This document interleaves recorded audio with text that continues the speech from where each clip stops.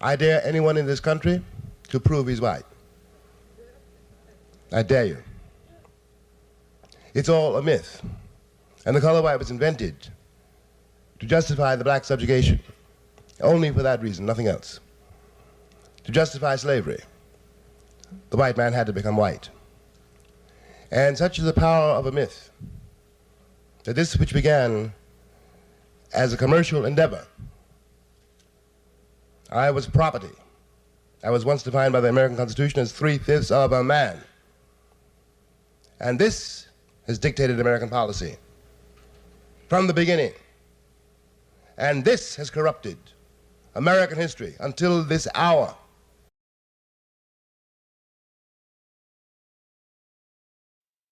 What's important is that people realize how valuable life is and simply exercise the one thing that human beings have, which is the ability to imagine what it would be like if you had it the way it was supposed to be.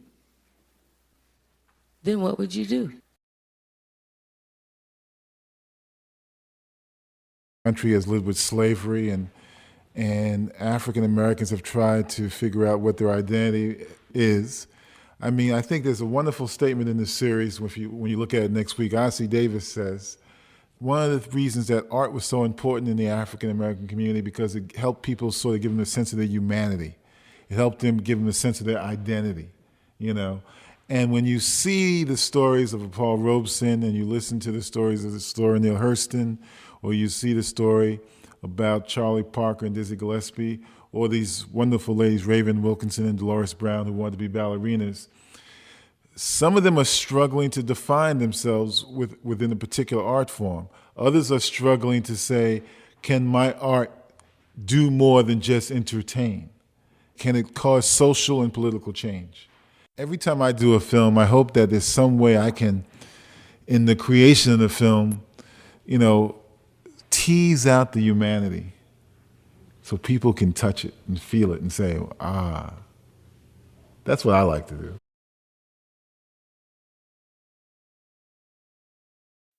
Every year, we turn out a new crop of young people who, in effect, live in serfdom. They have no access to any kind of economic arrangements around which they can build any kind of positive lifestyle. What shall we do about that?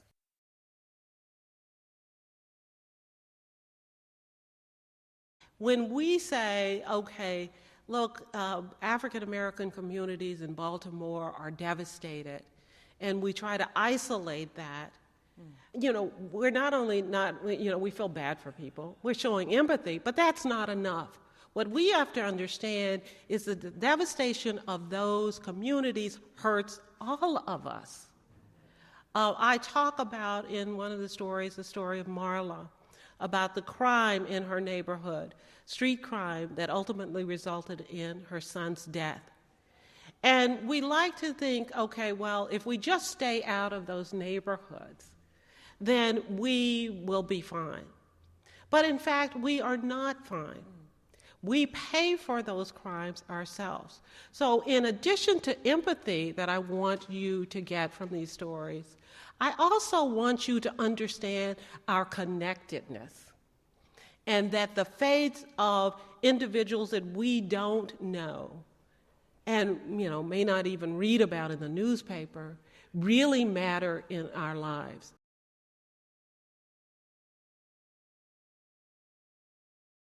The purpose of our commission has been that we want to find the truth, not so that you should prosecute, you should humiliate, you should belittle. We're looking for the truth in order to try and heal a wounded, deeply wounded people. Every single one of us is wounded in South Africa.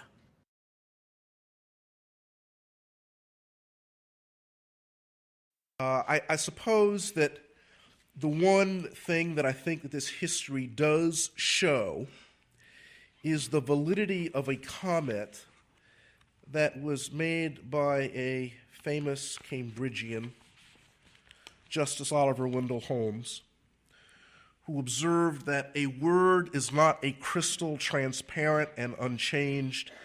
A word is instead the skin of a living thought that may vary greatly in color and content according to the circumstances and the time in which it is used. And it seems to me that the history of nigger fully substantiates Holmes's observation.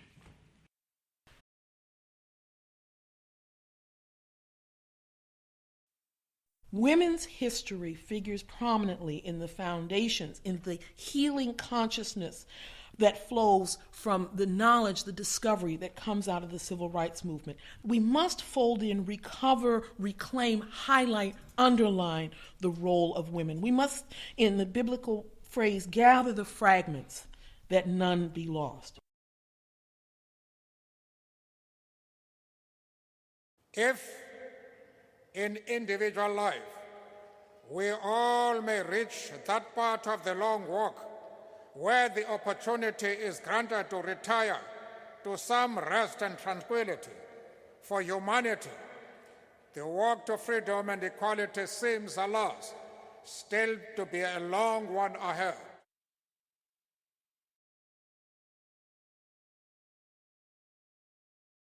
Because we are arguing that race is like the canary in the mines. The miners used to take a canary into the mines to alert them when the atmosphere in the mines was too toxic for the miners. And the canary had a more fragile respiratory system which gave way first, signaling that there was a problem with the atmosphere in the mines. And we're arguing that people of color, in some instances women, in some instances those with disabilities, in some instances people who are otherwise marginalized in this society, are functioning like the canary. They are an early warning signal of problems that are potentially affecting everyone.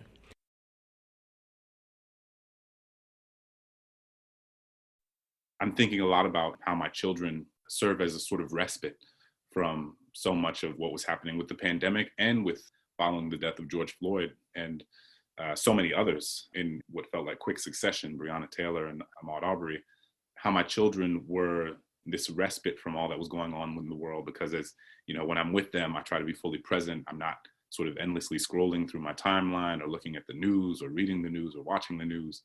And so I'm not overwhelmed by the nature of what's happening in the world. But they are also at the same time this constant reminder of how urgent the work is to build something better than what we have now.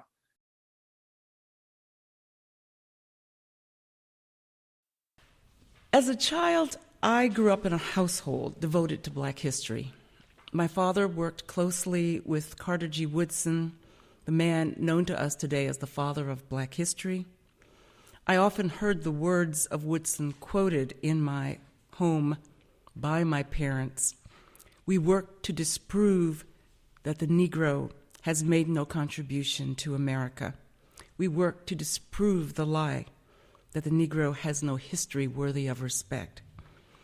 Very few educated people would believe that today. Very few educated people would believe, for example, that most Americans do not believe Black people have a history.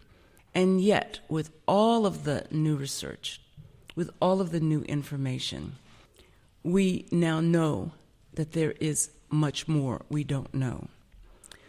We now know that there is far more to uncover and to understand.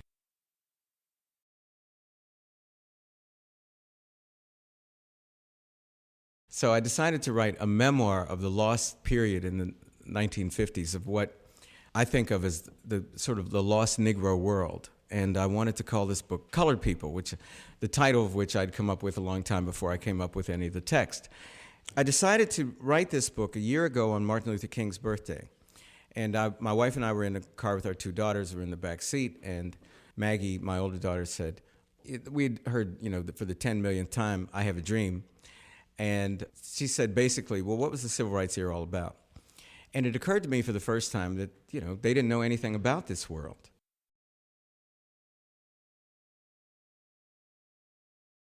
But organized baseball was white baseball until 1946.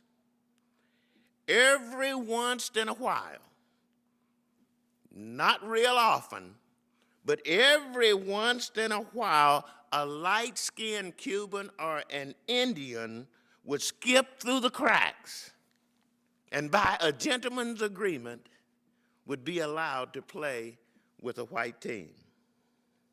But the great black baseball players whose prime became before World War II was consigned to segregated play.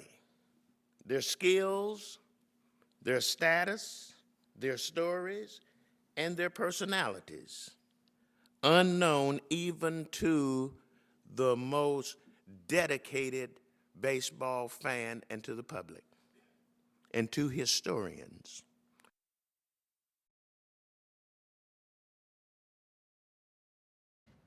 At that moment, I realized that life is long and that learning is continuous and that there is a plasticity of learning throughout life, and that one of the things that we need as we grow, as we learn, as we develop, is for others to recognize the growth in us, to be able to tell our story, to move from the past to the present.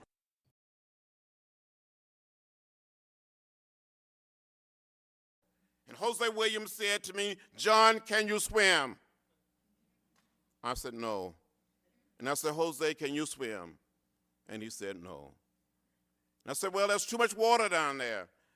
We're not going to jump. We're not going back. We're going forward." And we continued to walk. We came to the apex of the bridge, and down below we saw a sea of blue, Alabama state troopers, men on horseback. We continued to walk. We came within hearing distance of the state troopers. A man identified himself and said, "I'm Major John Cloud of the Alabama State Troopers. This is an unlawful march. It will not be allowed to continue. I give you 3 minutes to disperse and return to your church." In less than a minute and a half, Major John Cloud said, "Troopers, advance." And they came toward us, beating us with nightsticks and bullwhips, trampling us with horses, releasing the tear gas. Was hit in the head by a state trooper with a nightstick. Had a concussion at the bridge. I thought I was going to die.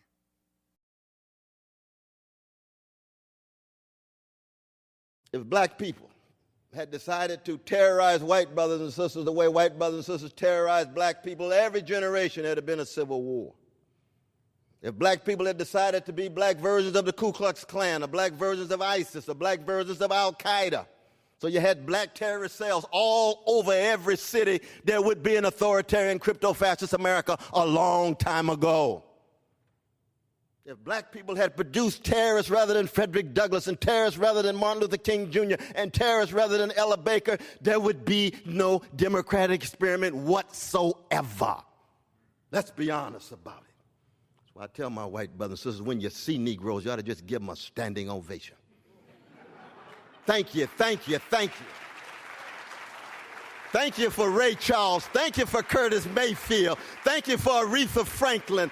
Thank where you come from, why you keep producing these love warriors in the face of so much hatred. They don't fall from the sky. They come out of strong families and churches and civic associations. Where does a Muhammad Ali come from? We Christians have no monopoly on it. How come he got that kind of love? How come he's got that kind of courage and fortitude in such a way that even when he's knocking folk out, he's still got love in his heart?